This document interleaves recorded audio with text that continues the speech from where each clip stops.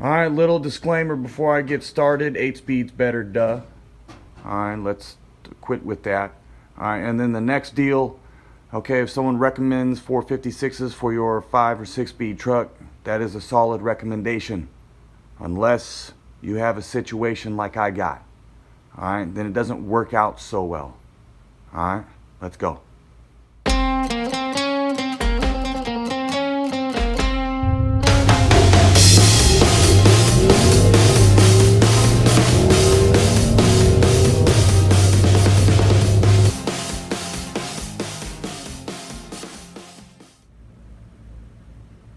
Alrighty, we're under the truck, so welcome back to the Hot Damn Racing Team, and if you're new here, welcome. I just want to go over real quick why I'm trying to avoid doing the 456 gear swap. There's 392s in it right now. This is the front diff, rear diff back there, right? Alright, it might seem, like a simple swap, just change the ring and pinion in the back and do the same in the front. Unfortunately, I got a 6-speed transmission with all the newer equipment.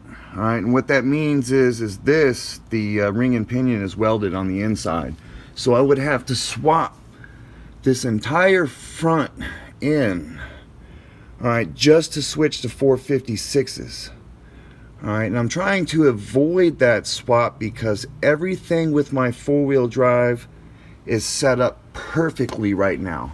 All right, I launched this truck in four-wheel drive, and even though, all right, it's 392s and not 456s, all right, I have all my time slips. I'll end up showing them to you. My 60-foot is faster than every 8-speed I've raced.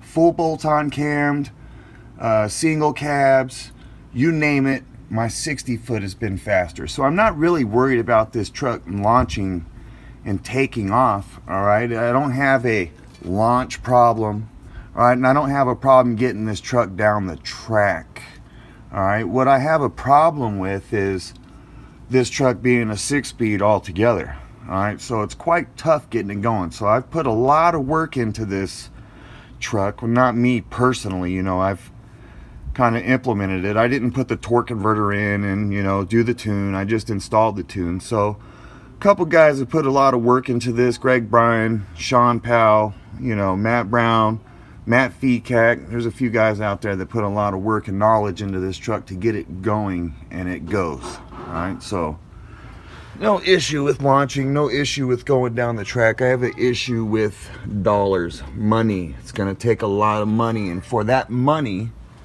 all right, I could probably get a cam, ProCharger, Paramount built transmission, right? Those things are going to be a whole lot better than doing just a gear swap when I kind of really don't need it that much. All right, it would be good. It would help out a whole lot. All right, when someone says switch to 456s, if it's going to be easy for you, I would do it. I would do it. 5 and 6 speeds, 456s.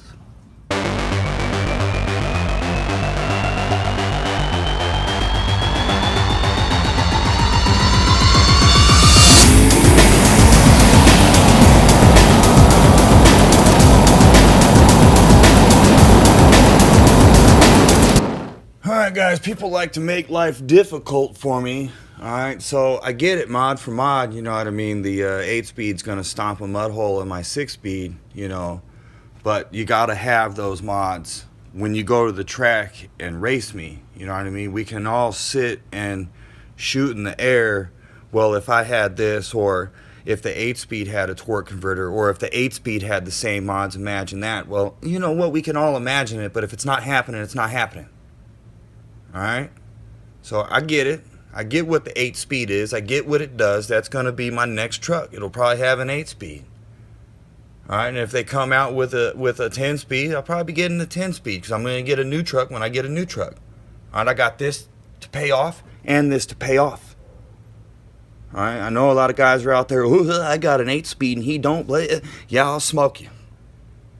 I will smoke you. Come on out to the Las Vegas Motor Speedway. I always show up, Bubby. always show up.